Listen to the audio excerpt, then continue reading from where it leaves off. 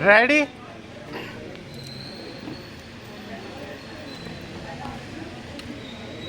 Start. परवरिश एक ऐसा संस्कार है जो मनुष्य के जीवन की दिशा और दशा दोनों तय करता है।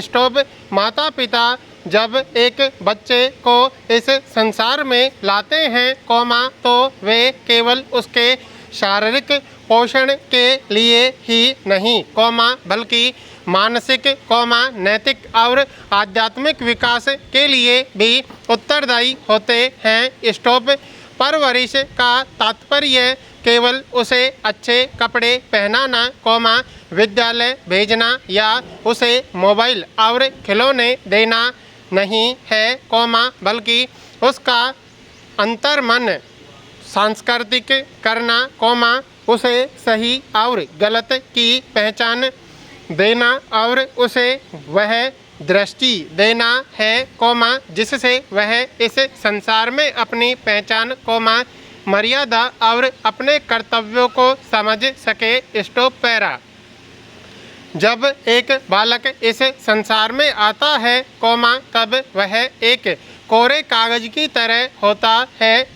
उस पर जो पहली इबारत लिखी जाती है वह होती है माँ की लोरी पिता की नज़र और दादी नानी की कहानियाँ। इसी इबारत इसका भविष्य तय करती है। परवरिश की शुरुआत माँ की गोद से होती है जहाँ पर वह पहली बार जीवन की लय ध्वनि और स्पर्श को अनुभव करता है। वह वही सीखता है जो देखता है सुनता है और जिसे बार बार दोहराया जाता है। अगर घर में आपसी प्रेम आदर और संयम होगा तो बच्चा इन गुणों को स्वाभाविक रूप से आत्मसात कर लेगा। मगर घर में कलह क्रोध और लोभ का वातावरण होगा तो वह उसी से प्रभावित होगा। संस्कार केवल उपदेशों से नहीं आते वे व्यवहार से आते हैं। जब बच्चे अपने पिता को ईमानदारी से काम करते माँ को श्रद्धा से पूजा करते दादा को दूसरों की मदद करते देखते हैं तभी वह स्वयं नैतिकता और सेवा का मूल्य समझते हैं। जैसे बीज की प्रकृति माटी जल सूर्य और समय से प्रभावित होती है वैसे ही बच्चों का स्वभाव भी अपने पारिवारिक वातावरण से आकार लेता है। पैरा। अक्सर शिक्षित लोग भी समाज में अनैतिक कार्य करते या भ्रष्टाचार में लिप्त रहते या संवेदनहीन बन जाते हैं।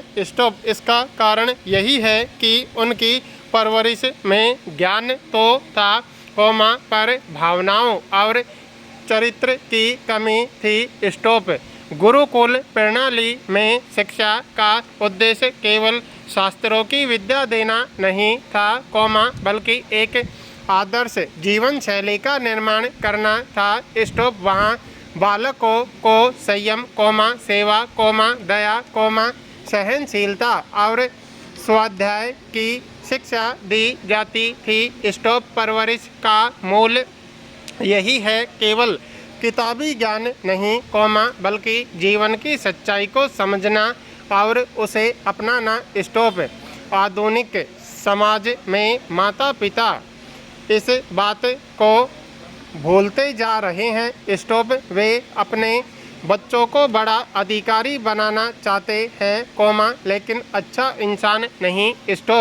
यही भूल आने वाली पीढ़ियों को आत्मवंचना की ओर ले जा रही है। बच्चे केवल माता पिता से ही नहीं समाज विद्यालय और अपने आसपास के वातावरण से भी सीखते हैं।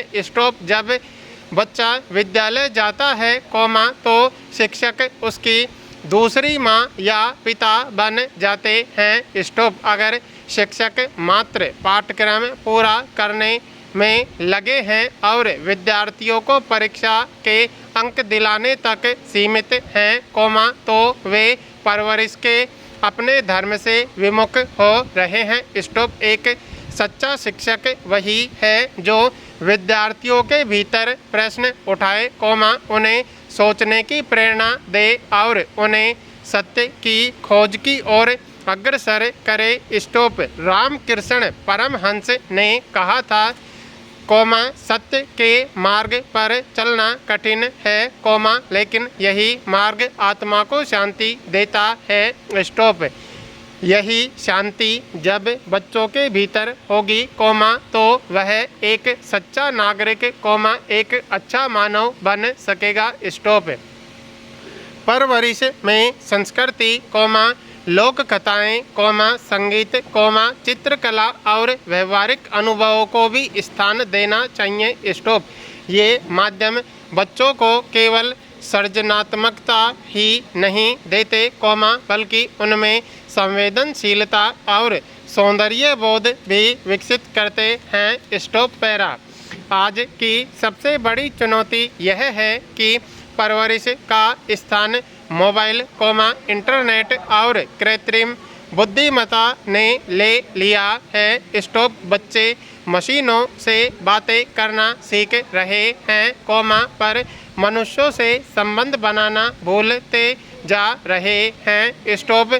माता पिता व्यस्त हैं, शिक्षक थके हुए हैं और समाज दिशाहीन, ऐसे में परवरिश के मूल्य खंडित हो रहे हैं। स्टॉप। इस अंधकार में भी आशा की ज्योति जल सकती है, लेकिन हर परिवार को यह प्रण लेना होगा कि वह अपने बच्चों को डॉक्टर या इंजीनियर बनाने के साथ साथ एक भावनाशील, कर्तव्यनिष्ठ और विवेकी मानव बनाने के बारे में सोचे। स्टॉप। इसके लिए आवश्यक है कि हम बच्चों को केवल आदेश न दें, बल्कि उनके साथ संवाद करें, उन्हें सुने और उनकी जिज्ञासाओं का सम्मान करें। स्टॉप। जैसा कि गुरु नानक देव ने कहा था, जो यानी परवरिश वही है जो आत्मा को प्रसन्न करे, बाकी सब भ्रम है। स्टॉप। बच्चे हमारे नहीं, समय के हैं। स्टॉप। हम उन्हें कितना सहेज पाएंगे, वही तय करेगा कि भविष्य कैसा होगा। स्टॉप। पैरा।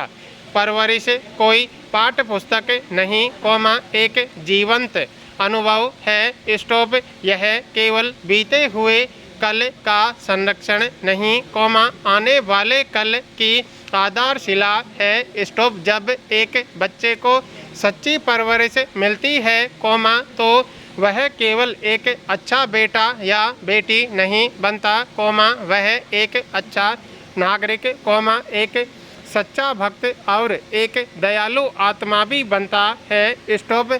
ऐसे ही बच्चों से समाज में समरसता, सहयोग और सौहार्द का वातावरण बनता है। स्टॉप। कबीर ने कहा था, बुरा जो देखन में चला, बुरा न मिलिया कोई। स्टॉप। जो दिल खोजा अपना, मुझसे बुरा न कोई। स्टॉप। अगर हम यह भाव बच्चों के भीतर डाल पाएँ कि दोष बाहर नहीं, अपने भीतर ढूंढो, तो वे दूसरों को दोष नहीं देंगे, बल्कि आत्मनिरीक्षण और आत्मविकास की ओर बढ़ेंगे। स्टॉप। परवरिश कोई एक दिन की प्रक्रिया नहीं, यह जीवन भर चलने वाली साधना है। स्टॉप। पैरा। पाकिस्तान के बीच संघर्ष विराम के दावे डोनाल्ड ट्रंप लगातार करते रहे हैं। स्टॉप। भारत द्वारा बार बार नकारे जाने और स्वयं प्रधानमंत्री द्वारा ट्रंप से फोन पर बातचीत के दौरान मध्यस्थ की भूमिका से इनकार के बावजूद अमेरिकी राष्ट्रपति इसका श्रेय लेना चाहते हैं। Stop para. पढ़ाई की भाषा पढ़ा कौमा शिक्षा का उद्देश्य केवल जानकारी देना नहीं कौमा बल्कि बच्चों के व्यक्तित्व को निखारना और उसे आत्मनिर्भर बनाना है। स्टॉप। शिक्षा एक कुम्हार की तरह है कौमा जो सहजता और कुशलता से बाल मन की कोमल मिट्टी को संवारती है कौमा उसे आत्मविश्वास से भरपूर और स्वावलंबी मानव के रूप में गढ़ती है। स्टॉप। इस प्रक्रिया में मातृभाषा को शिक्षा का आधार बनाना वह कुंजी है जो इसे सहज कौमा प्रकृति और अत्यंत प्रभावी बनाती है। स्टॉप। जिस भाषा में बच्चा घर में संवाद करता है कौमा उसी भाषा में शिक्षा प्रारंभ करने और ज्ञानार्जन एक स्वाभाविक प्रक्रिया बन जाता है। स्टॉप।